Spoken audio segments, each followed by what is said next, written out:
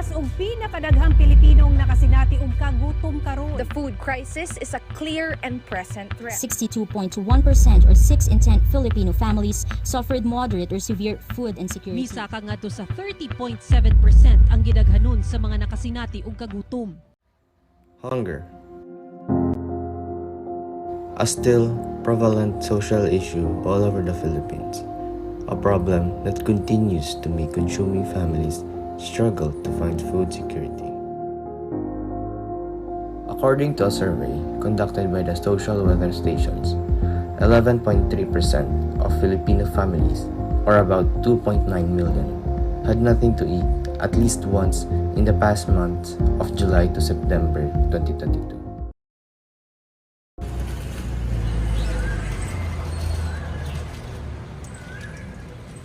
Ako di si G. Vargas Dari, 22 years old, nagpuyo din sa Davaoeño to rate. Niya ko'y duha ka anak, 4 years old, si Tricia, tapos ang ikaduha kay si John, 5 years old. J. Darit is a single mom of 2, one of which is 4-year-old Tricia, who is malnourished. Sa paunsa nga paagi nga nakatabang sa imong pamilya ang mga food program na gihimo sa inyong barangay? Nakatabang sama sa nutrition sa akong mga anak o nakatabang sa adlaw-adlaw na panihanglan.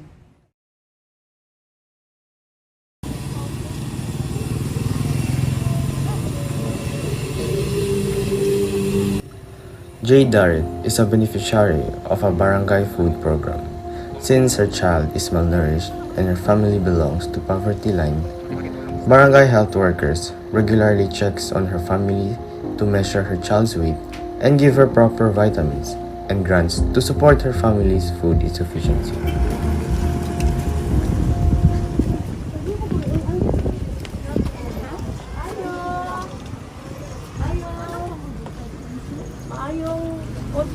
Jade? Ako di ay si Marites Banyok, nagpuyo sa San Vicente.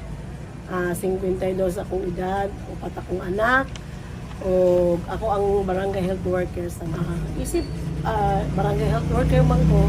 So lagi ko kuan nga lagi ko access nga pwede mo help. Ang number 1 akong kuan is to help sa community. Mo ang food programs, especially sa inyong barangay, kay successful ba siya na masulbadan ang kakulangan sa mga pagkaon or ang mga gutom diri sa inyong lugar? Murag kung sa kuha lang ha, di siguro igo kaya pagkaon nimo i-provide nimo ang kinahanglan sa matalang tao, dili gid siya igo. According to the barangay health workers who do checks up on her child, they say her child is too skinny and short for her age. Ang akong anak usa ka malnourished, mao na ang benepisyo akong nadawat sa gobyerno.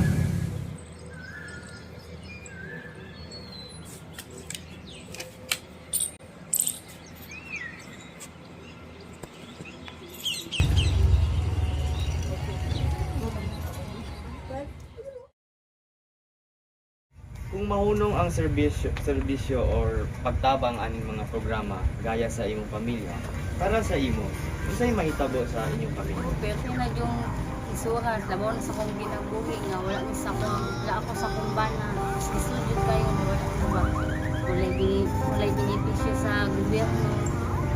Sabi na akong anak nga walay ginamisyal sa ikan sa akong kumbana. Isudyo.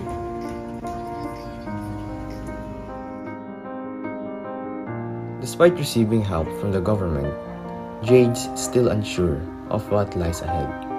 With the insufficiency support of food programs of consuming families like hers, food insecurity will still be common not only in Davao, but in the Philippines as whole.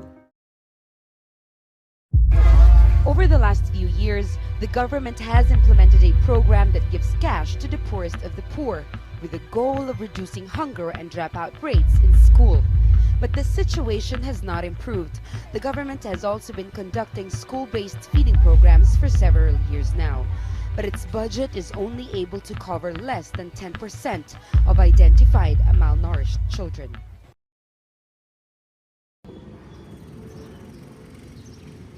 I am Punong Barangay Rodolfo, Barangay I am 64 years old, and this is my last term as punong barangay.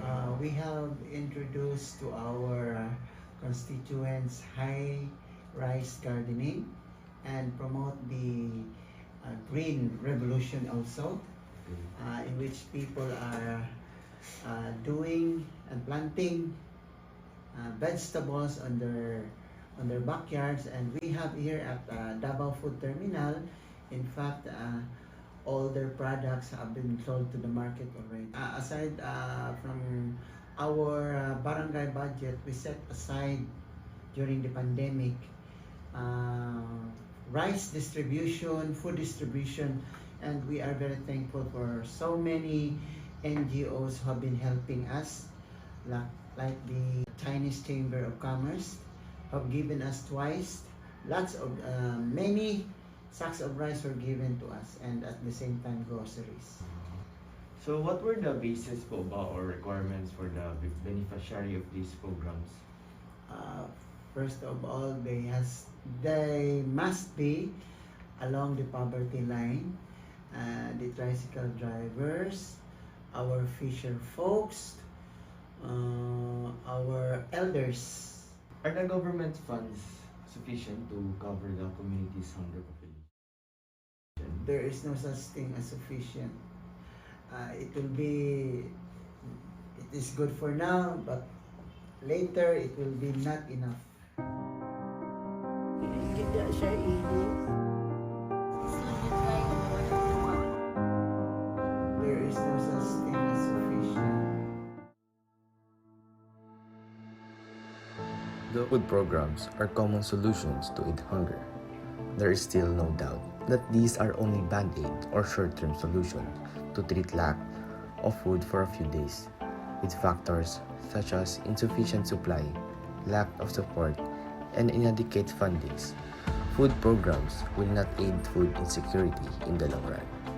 Families in the poverty line, like Jade's, will continue to struggle despite the government's help, as these projects will help her only for a short period of time.